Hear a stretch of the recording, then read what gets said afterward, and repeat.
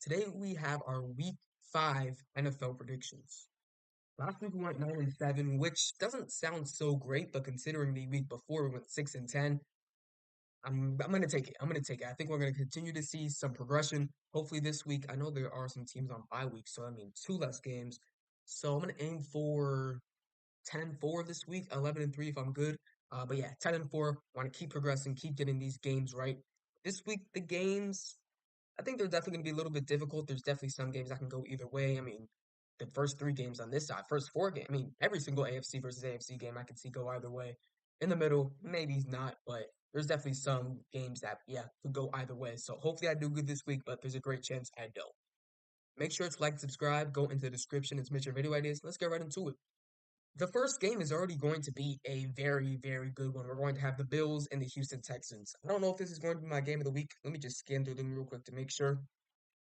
I think this is probably gonna be my game of the week. So right away, Bills Texans game of the week. I know it's a 1 o'clock game on Sunday. I'm kind of confused why they're not having the usual Tony Romo and Jim Nance do the 425 on CBS because this is a big AFC games and they usually do those big 425 AFC games.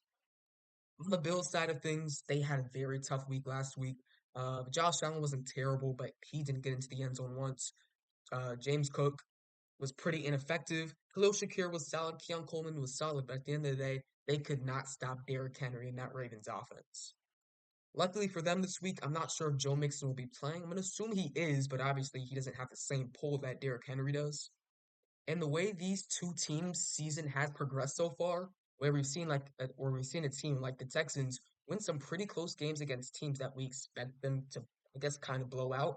Week 1 versus the Colts only beat them by 2. Week 2 versus the Bears only by 6. They got destroyed by the Vikings week 3, and they barely beat the Jaguars in week 4. So I'm actually going to predict the Bills to win this game.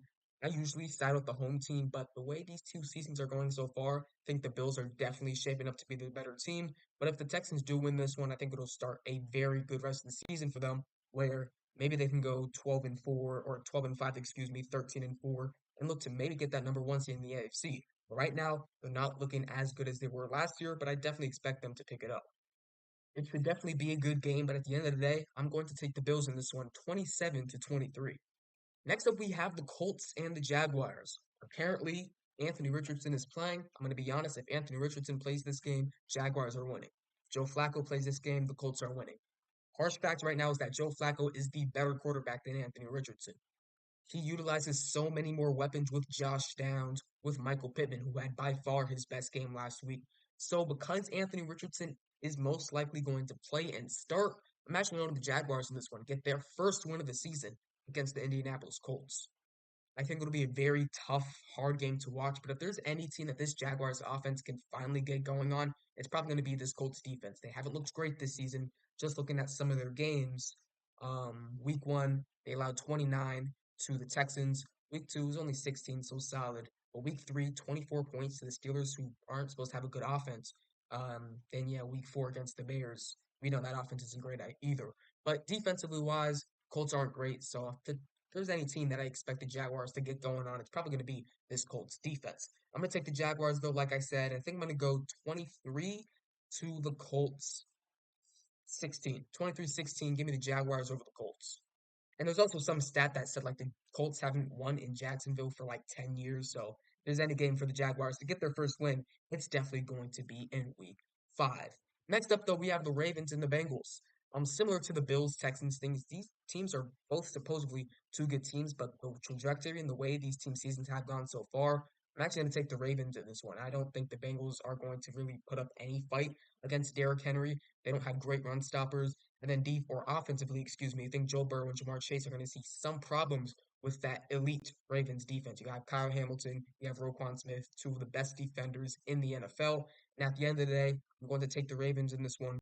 Even though they do have a really good offense and they showed that last week against the Bills, it's the AFC North. It's an AFC North matchup, so it's going to be more low scoring.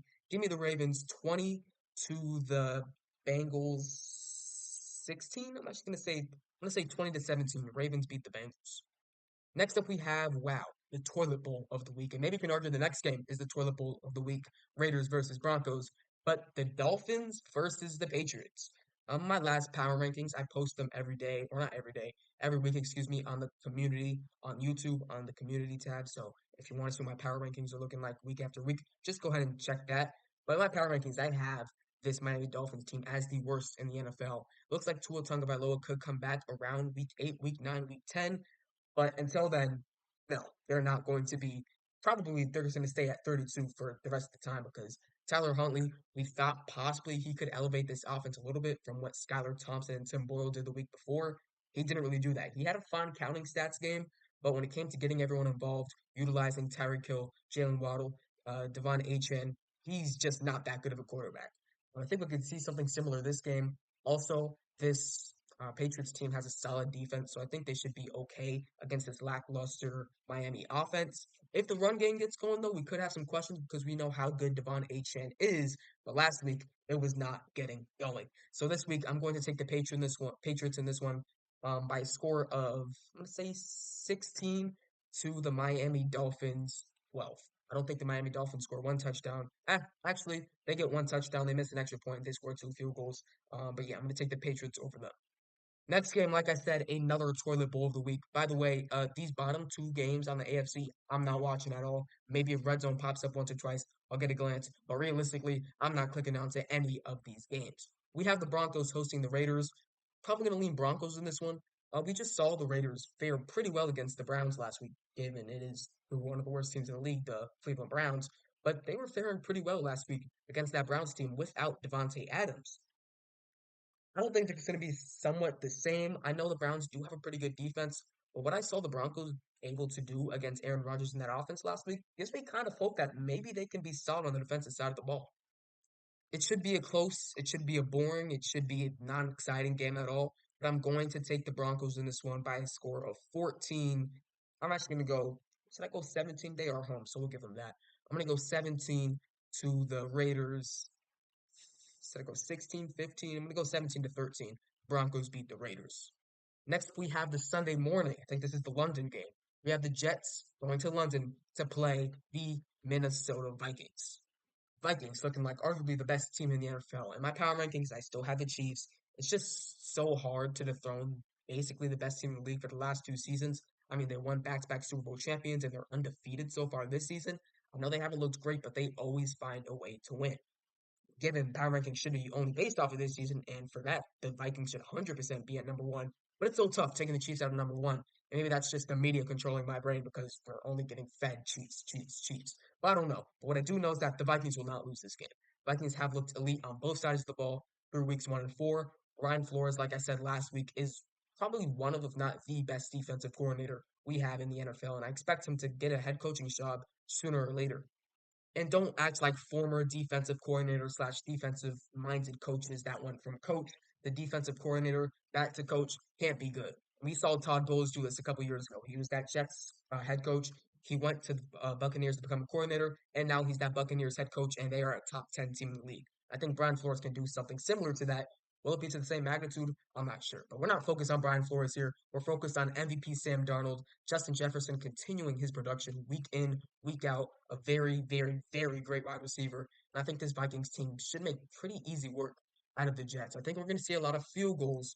But other than that, I'm going to take the Vikings in this game by a score of 23 to 19. So that means 4 field goals for the Jets and 3 field goals for the Vikings. Next up, we have another pretty interesting. Probably not going to watch any game, maybe only the Washington Commanders offensive possessions. But we have the Browns and the Commanders. For the Browns side of things, last week just embarrassed. I mean, that's a game you kind of have to win. They're missing Devontae Adams, and you just lay down and die. And it wasn't even Deshaun Watson's fault this week. Deshaun Watson had a good enough game where you can't really blame the game on him. And yeah, it's just going to be tough to continue to see that team get better. And maybe that's a bad way to put it because I don't think Deshaun Watson's the same player he was in Houston, but I still think he's shown some flashes, and hopefully one day he can get back to that old player. But other than that, they're not winning this football game. The Commanders are one of the hottest teams in the NFL this season. They've won their last 3 games. Jaden Daniels looks like the rookie of the year for sure, and possibly an MVP candidate. Give me the Commanders in this one. It should be a tougher defense against the Browns, but I think Daniels and the Commanders will be able to handle it. I'm going to take the Commanders to score 24 to the Cleveland Browns 13. They make pretty easy work. Yeah, I know the Commanders also don't have a good defense, so maybe this is the game we can see the Deshaun Watson coming out party. I don't see it though. Give me the Commanders 24-13. Next up, we have the Cowboys and the Steelers. I think this is a game the Cowboys should be able to win. I'm not going to say easily because it's a really good defense, but pretty handily. The Cowboys last week barely eking out a win against the New York Giants.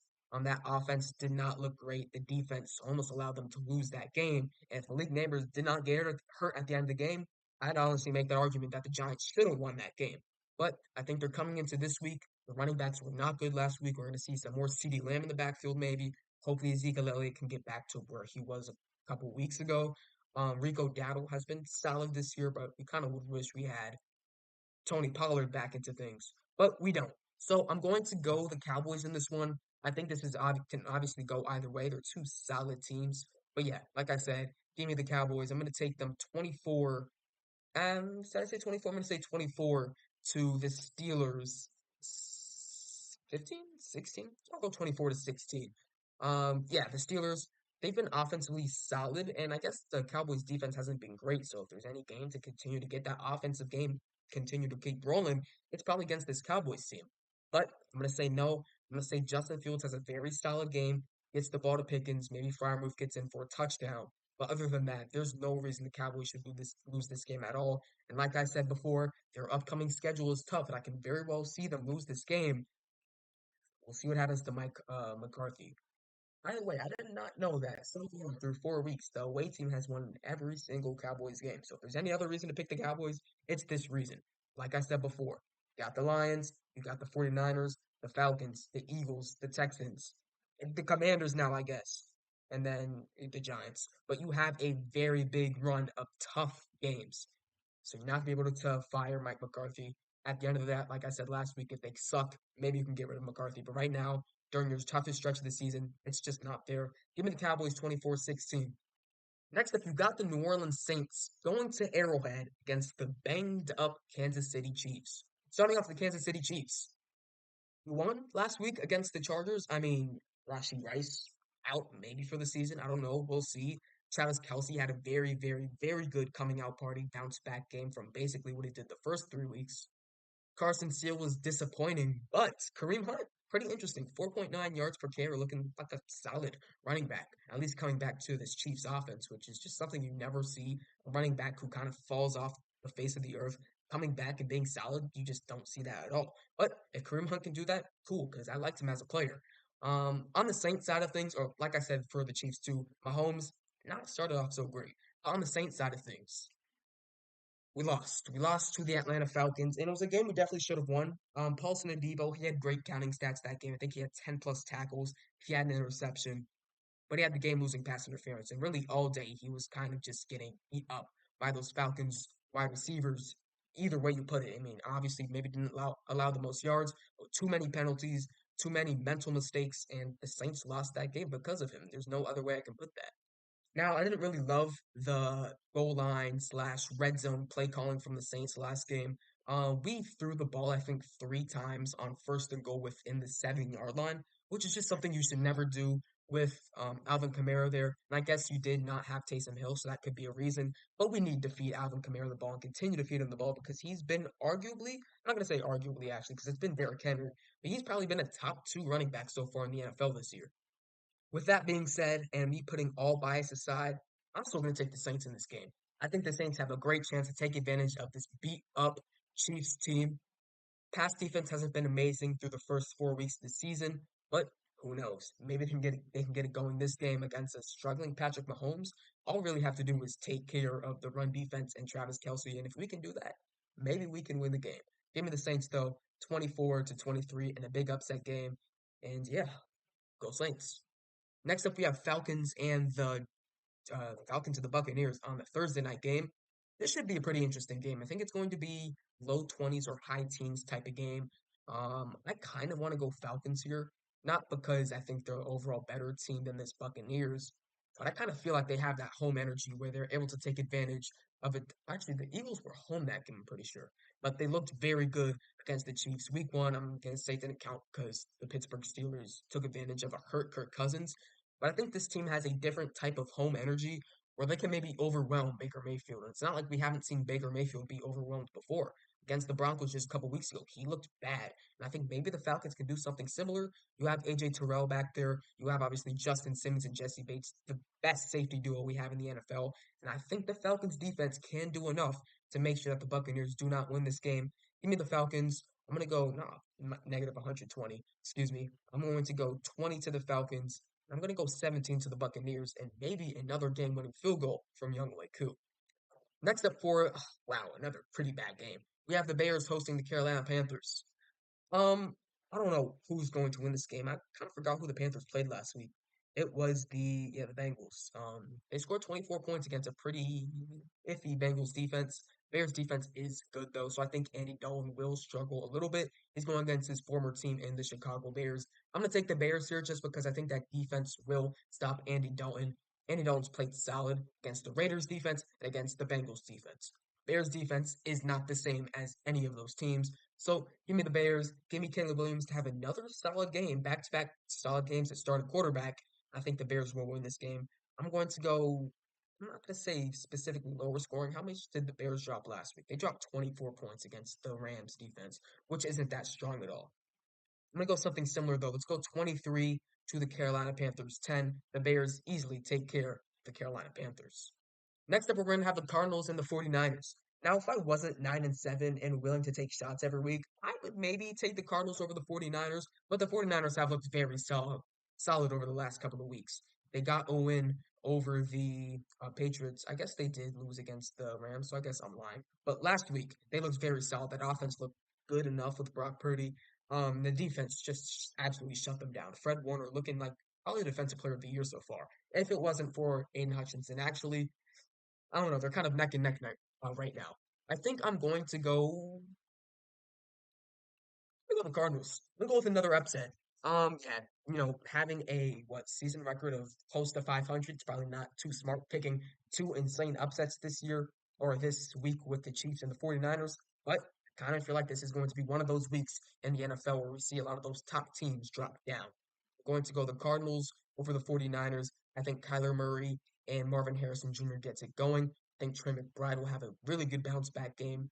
Yeah, I just think Brock Purdy might struggle a little bit against this Cardinals defense, which is kind of wild to say because they're not that good. But kind of just have a feeling. Sometimes you just gotta have a feeling. In this game, I have that feeling. I think the Cardinals are kind of gonna put it on the 49ers, similar to what we saw the Rams do. I'm gonna go Cardinals 27, 49ers 26. I'm gonna think the 49ers kind of choke it at the end of that game, like what they did against the Los Angeles Rams. Next up, we have Giants and the Seahawks. Seahawks defense, I was hearing everyone talk about how good their defense was, how they're going to shut down this Lions offense. The Lions dropped 42 on them, and I know you're going to make the argument the Seahawks were missing some guys. If their defense was that good, they should not allow 42 points to the Detroit Lions.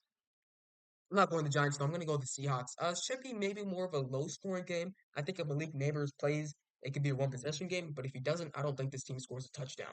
Give me the Seahawks in this one. I'm going to go 20. I'm going to go a little bit. Actually, no, I'm going to go 24 to the New York Giants. 16, or I'll go 24 to 18. Um, the Seahawks take care of the Giants. I don't think it'll be all field goals. I think Malik Neighbors, if he does play, will get into the end zone once. Give me the Seahawks over this Giants team.